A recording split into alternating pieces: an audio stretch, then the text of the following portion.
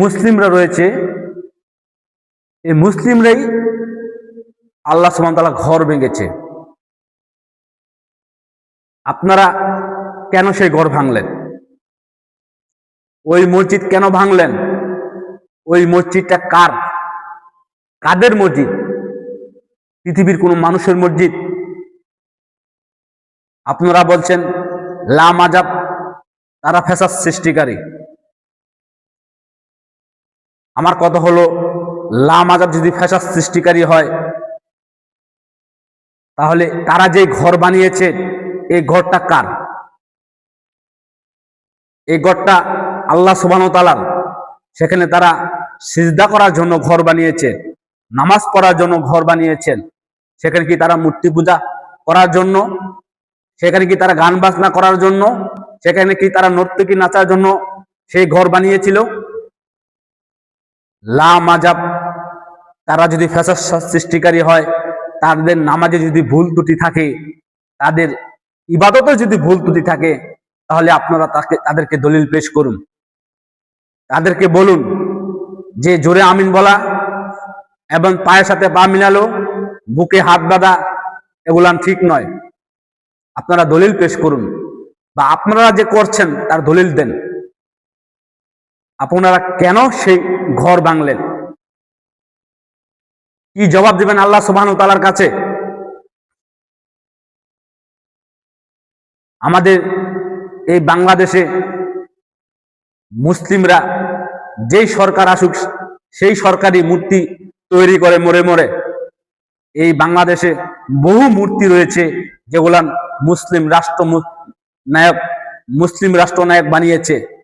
ওই মূর্তির বিরুদ্ধে আপনারা কথা বলেন না, ওই মূর্তি ভাঙার জন্য কোনো প্রস্তুতি গ্রহণ করেন না। আর আপনারা আল্লাহর ঘরকে আপনারা ভেঙে দিলেন,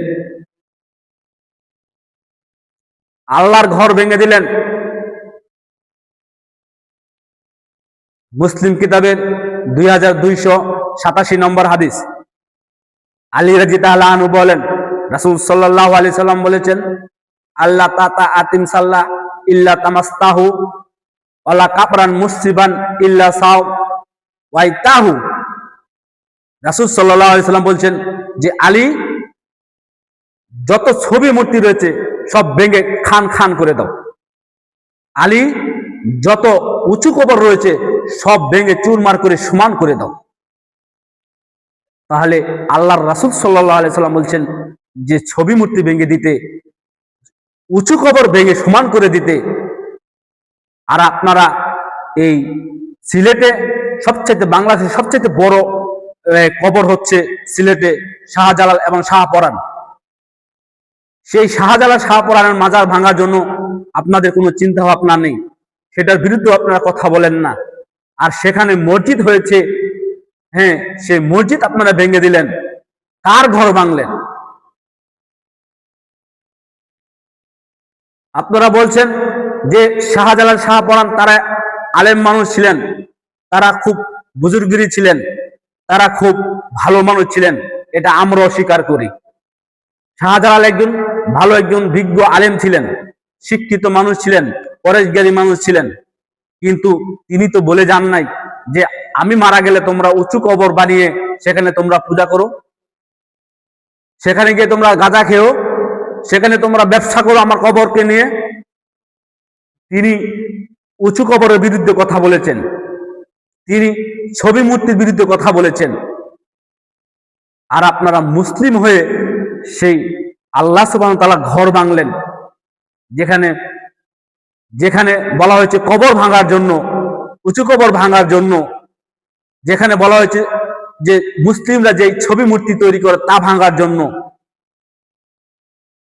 শুনুন, হিন্দুদের মূর্তি ভাঙতে বলেননি আল্লাহ রাসূল, আল্লাহ বলেননি, আল্লাহর রাসূলও বলেননি।